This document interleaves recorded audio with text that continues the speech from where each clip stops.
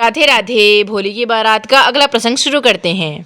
मेरा सारा विषाद मिट गया, आपके चरणों के प्रताप से मेरा अज्ञान मिट गया। मैं समझ गई दशरथ पुत्र राम निर्गुण राम, तथा आप जिनका ध्यान करते हो वो राम, संत जिनका स्मरण करते हैं वो राम, ये सब एक हैं। अब आप हमें राम जी के जन्म के कारण बतलाओ। भगवान का जन्म किस प्रकार हुआ, जन्म लेने के कारण क्या हुआ। तब शंकर जी ने कहा, राम जी के जन्म के कई कारण हैं।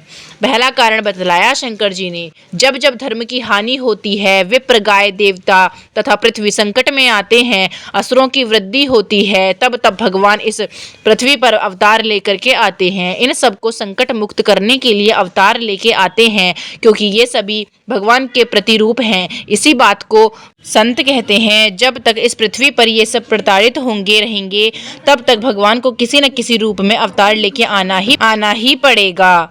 तब तक भगवान किसी न किसी रूप में हमारी रक्षा करने के लिए आते ही रहेंगे। भगवान दीन बंधु कहलाते हैं, अर्थात दीनों के हितैषी हैं, हमेशा दीनों का हित करते हैं। गीता जी में भी भगवान कहते हैं, यदा यदा ही धर्मस्य ग्लानिर्भवतिर्भारता। अवतार लेकर भगवान भक्तों के लिए अवतार लेते हैं, दुखी दीनों की रक्षा के लिए अवतार लेते हैं। कारण तो यह दीन दुखियों का कष्ट दूर करने के लिए भगवान अवतार लेते हैं। और दूसरा कारण है, जब भगवान के प्यारे भगवान को पुकारते हैं तब भगवान तुरंत दौड़ते आते हैं। इसको मैं आपको एक दृष्टांत के माध्यम से सुनाती हूँ। एक बार अकबर ने बीरबल जी से प्रश्न किया, तुम्हारे भगवान के पास क्या कोई सेवक नहीं है?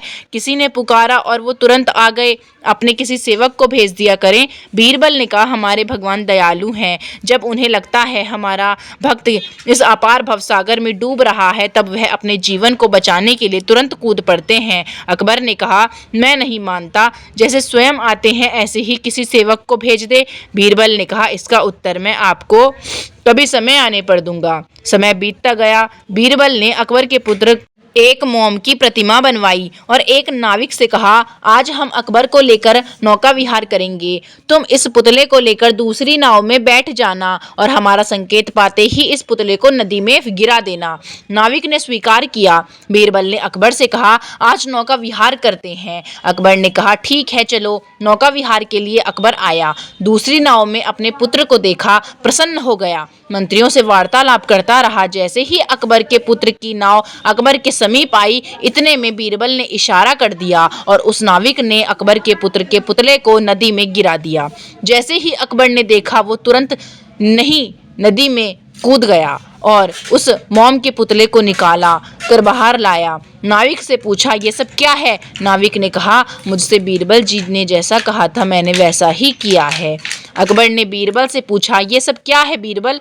बीरबल ने कहा, आपके प्रश्न का उत्तर, आपके पास कई सैनिक थे, सब विश्वास पात्र थे, फिर आप नदी में क्यों कूदे? किसी को भी बोल देते, कोई भी नदी में कूद जाता। अकबर ने कहा, जब मैंने सलीम को नदी में गिरते हुए देखा तब मुझे लगा यदि मैंने किसी को पुकारा और उसके कूदने में देर हो गई तो मेरा पुत्र डूब जाएगा, बस इसीलिए मैं कूद गया। बीरबल ने कहा, इसी प्रकार जब भगवान देखते हैं मेरा भक्त इस अपार भवसागर में डूब रहा है, तब उन्हें ये ध्यान नहीं रहता कि हम किसको बुलाएं। उन्हें लगता है मैंने किसी से कहा और उसे कूदने में देर हो गई तो मेरा भक्त डूब के मर जाएगा, और वो ये नहीं चाहते। इसीलिए अपने भक्तों को डूबता हुआ देखकर भगवान स्वयं इस भवसागर में कूद जाते हैं।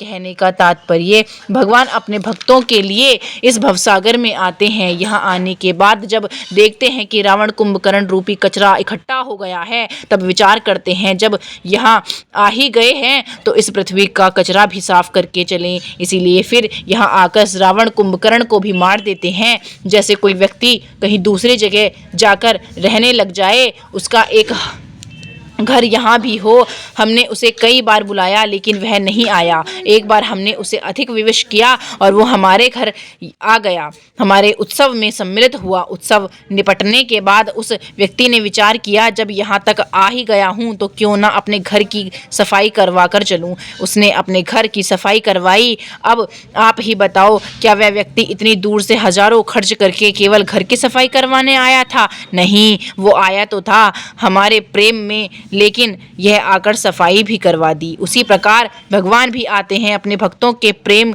के लिए, लेकिन जब यहाँ आकर देखते हैं मेरी पृथ्वी दूषित हो रही है, रावण कुंभकर्ण रूपी कचरा इसमें भर गया है, जब यहाँ आ ही गया हूँ तो क्यों न ये कचरा भी साफ करता चलूं। इसीलिए भगवान इन राक्षसों को मारते हुए जाते हैं। उद्देश्य राक्षसों को मारना नहीं है, ये कार्य तो घर बैठे बैठे भी कर सकते हैं, अपने धाम में भी बैठे बैठे कर सकते हैं। यहाँ आते हैं केवल अपने भक्तों के लिए।